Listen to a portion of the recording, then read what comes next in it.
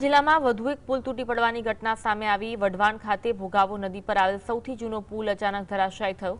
પુલના pillar અને beam તૂટી જતા તેનો ભાગ નદીમાં ખાબક્યો। સદનસીબે તંત્ર દ્વારા પુલ 8 મહિના પહેલા વાહન વ્યવહાર માટે બંધ કરી દેવાયો હતો, જેના કારણે મોટી દુર્ઘટના ટળી। તેમ છતાં રાહદારીઓ હજુ પણ જર્જરિત પુલ પરથી પસાર થઈ રહ્યા હોવાનું સામે આવ્યું છે। પુલ તૂટતા મુખ્ય પાણીની પાઇપલાઇનને પણ નુકસાન થયું। તંત્ર દ્વારા તાત્કાલિક કાર્યવાહી કરવાની માંગ ઉઠી છે। સુરેન્દ્રનગર અને વઢવાણ ભોગાવો નદીને જોડતો જૂનો પુલ છે તે આજે તૂટી પડવા પામ્યો છે। ખાસ કરીને સુરેન્દ્રનગર મહાનગરપાલિકા અને વહીવટી તંત્ર દ્વારા આ પુલ છેલ્લા 8 મહિનાથી બંધ કરવામાં આવ્યો છે। જર્જરિત હોવાના કારણે આ પુલ બંધ કરવામાં આવ્યો છે અને આજે આ પુલનો છે તે પિલોરનો ભાગ છે તે તૂટી પડવા પામ્યો છે। આ કેમેરામેનને કહીશ કે આ સીધા લાઈવ દ્રશ્ય દેખાડશે। સુરેન્દ્રનગરના વઢવાણ સ્ટેટ દ્વારા બંધાવવામાં આવેલો આ પુલ હતો।